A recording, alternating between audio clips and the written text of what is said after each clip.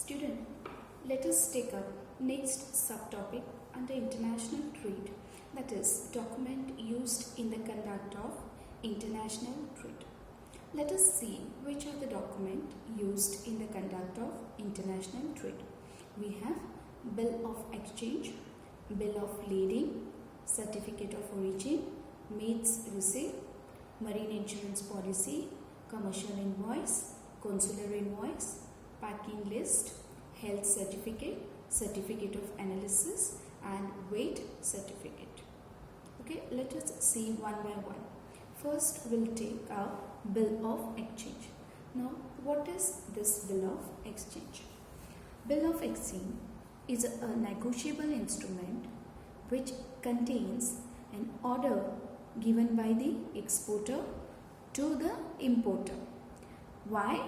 To make payment of a specific amount within a specific time in order to settle the trade transaction. Okay? Now, the exporters transfer the bill of exchange to the importer. Now, how exporter transfer the bill of exchange to the importer? Through his bank for the purpose of approval. Right? Then, the bill of exchange may or may not be accompanied with document such as insurance policy, shipping bill, commercial invoice and so on. So student, what we learned in bill of exchange is that it is called as negotiable instrument. Now it contains an order who gives exporter to the importer to make a specific amount, that is within a specific time, to settle the trade transaction. Now it is the duty of the exporter to transfer bill of exchange to the importer, that is also not by himself but through his bank for purpose of approval.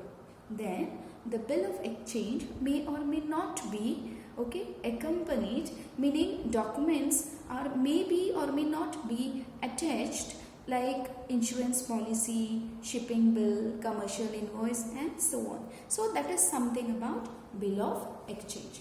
Now let us move on to next, bill of lading. Now we'll see what is this bill of lading.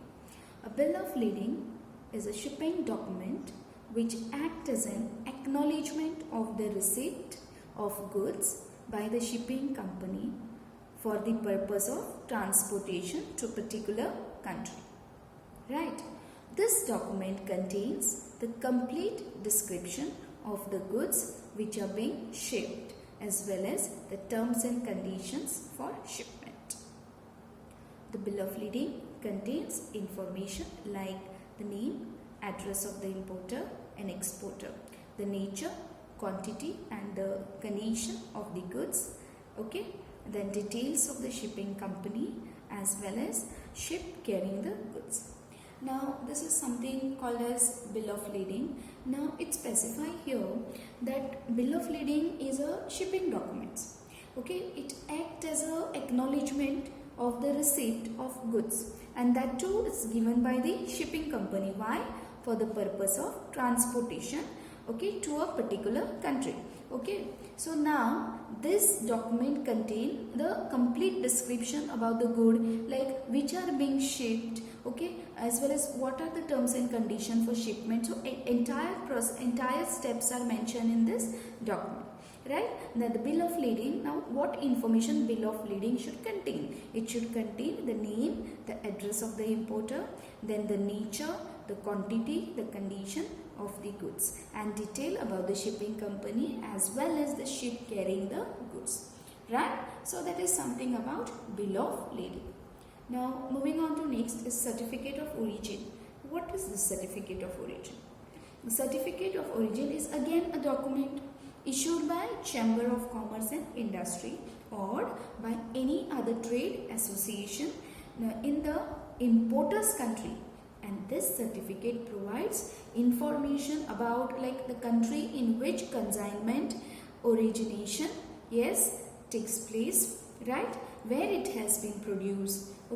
This document is necessary for the purpose of obtaining the custom clearance in the importer's country, otherwise clearance won't take place, goods won't be cleared.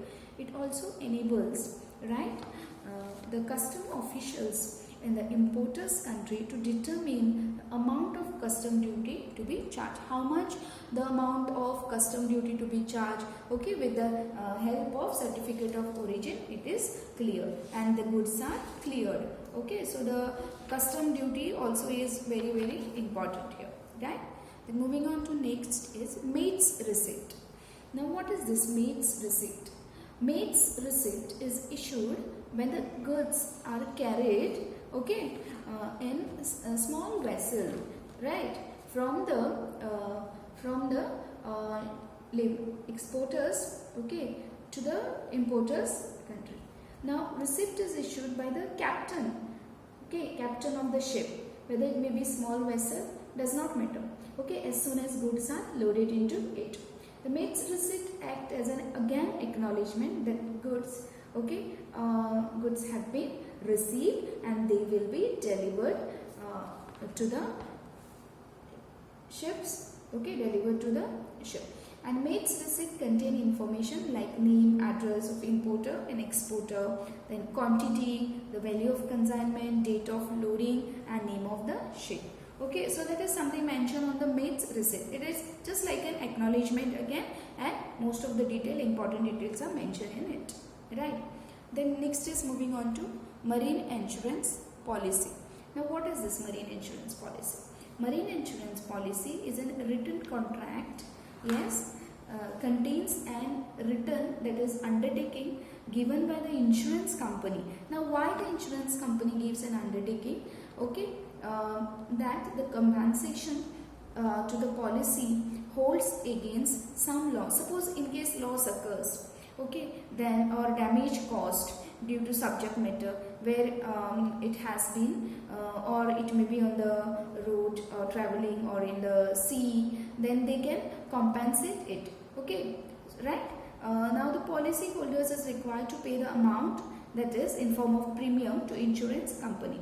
Marine insurance, yeah, it's very, very important policy, is necessary because goods are subject to number of risk while transit or during transportation, right? That is something about marine insurance policy. Now moving on to next is commercial invoice. What is this commercial invoice? A commercial invoice is a document prepared by the exporter as soon as consignment is ready for shipment. And this document again contain information such as the name, very important, of the importer, exporter, then brief description about the goods, okay, imported, value of consignment, the terms and condition of sale and so on. Yes, the commercial invoice needs to have signature of exporter. Commercial invoice also helps the exporter in drawing the bill of exchange against which the importer will going to make the payment. Okay, this is a simple one, commercial invoice. Then we are moving on to consular invoice. Now what is this consular invoice? Consular invoice is again a document issued by Consular General of the importer's country who is present in the exporter's country. Now this document is given only after the given consignment has been, okay, inspected and verified by the officials present in the exporter's country, right? This document includes information like such as details of the importers, exporters information about the quantity, quality, okay, and price and so on. And a consular invoice also help the custom authorities, okay, in calculating the custom duties to be paid by the importer. That is something about consular invoice. Moving on to next is packing list. Now what is this packing list? Let us see. A packing list again is a document which provide information about the goods which are packed in a given consignment, right? And this document is prepared by the importers, okay, and it is written on outside of each package. The list contains details like the nature of product, its net weight, well, must have seen student, value of the product and so on. Packing list, okay, enables the importer to verify the consignment received from the shipping company. Then moving on to next is health certificate. What is this health certificate? A health certificate is prepared by certified health agency appointed by the central government in the exporter's country. Remember this. and this certificate is issued only after sample of the goods is inspected and tested.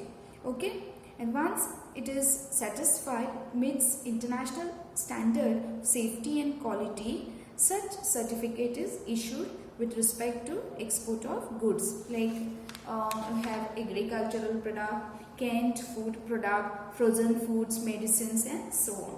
That is something about the health certificate. Moving on to next is certificate of analysis. Such a certificate is issued by a special agency appointed again by the government, that is to in the importer's country, and it is issued with respect to export of precious, of semi-precious gems, jewelry, minerals, ores and so on. Okay, certificate of analysis is issued only when the goods, okay, are as per the set of international standards. That is something about certificate of analysis, which is again very important document used in the conduct of international trade. Now next and the last document used in the conduct of international trade is weight certificate. What is this weight certificate? Such certificate is issued by the government authorities especially appointed in the exporter's country. Yes, and this certificate is issued with respect to export of bulky commodity, the heavy goods, heavy commodities. Okay, that is a short note on weight certificate. So student, in this class we have seen document used in the conduct of international trade. We have bill of exchange, bill of lading, certificate of origin, maid's receipt, marine insurance policy, commercial invoice, consular invoice, packing list, health certificate, certificate of analysis and weight certificate.